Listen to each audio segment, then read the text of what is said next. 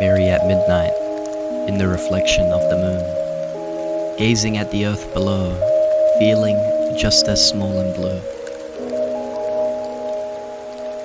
Mary at midnight is haunted by ghosts and ghouls. Skeletal fingers grab her ankles, and she still squeals the same way that she did on the first night here. Mary at midnight is freed during an eclipse. She gets to walk the earth again, feeling winds upon her blood-red lips. She makes the most of her time. Mary at midnight blends into a crowd of mortals, her iridescent silver hair, eyes blue like otherworldly portals.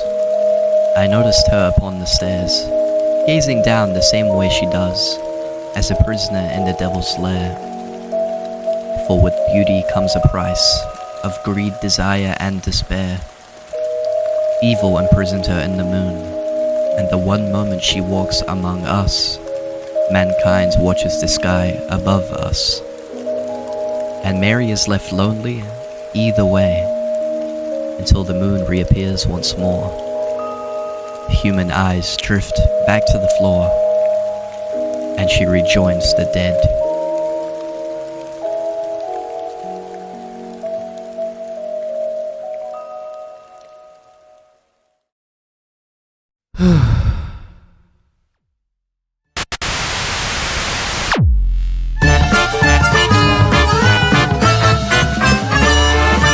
Welcome back to Supernatural Sutta.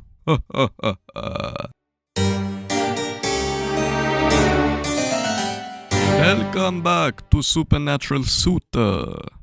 I am your host, but I'm gonna have to make this short as our Sutta mark appears to be in an argument. Are you getting this, Paul? You need to stop this. There has to be a way for us to be together. Mark, I'm dead. Capital D dead. You need to accept that. But if we could just figure out why you're still here. So I can what? Move on? Disappear forever? I didn't mean. You deserve someone who can actually hold your hand, kiss you, grow old with you. I don't want anyone else. My time has happened already, Mark. Even if I did die at a young age, I've already come to terms with the fact that I can't have love. Sometimes love isn't everything, Mark. No, don't fade away. I hate it when she does that.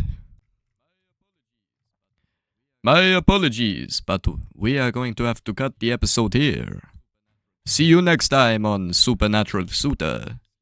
I will try my hardest to fix this situation.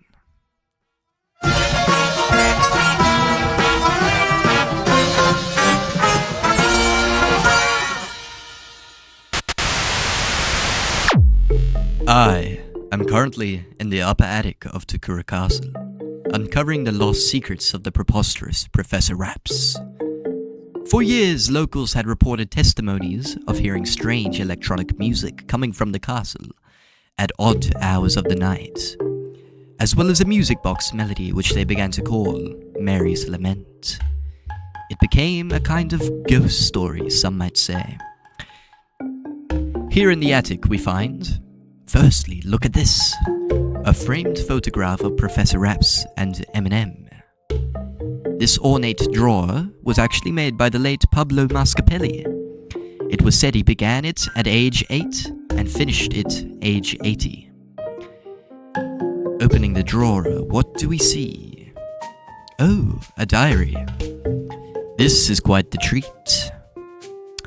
It is filled with entries from Professor Raps. Look at this one. To my lover in the stars, wherever you are.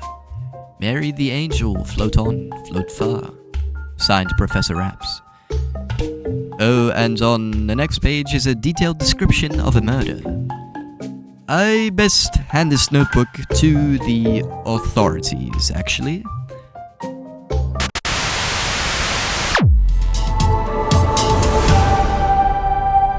Kia ora, Aotearoa. This is the Weather Channel.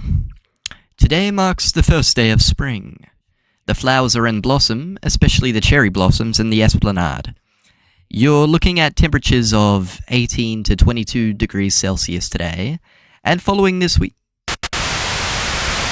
So, in this summer section, we have some highlights off the track list, such as Queen of the Sky, a clear attempt at a pop record, which comes off as quite bouncy. I thought the track Tarantuella was quite quirky, with the guy dating a spider and all the relationship troubles that come with that. The beat is very reminiscent of some early Eminem mixtapes. Then, of course, there's the track Choo Choo. Very melodic, but quite repetitive, I thought. Does seem like something that could be off of the first Love Crimes album for sure. I do think as storytelling goes, none of these tracks seem to be painting a narrative, but instead highlight different aspects of love or situation a character is found. But as the next part of the mixtape, the spring section,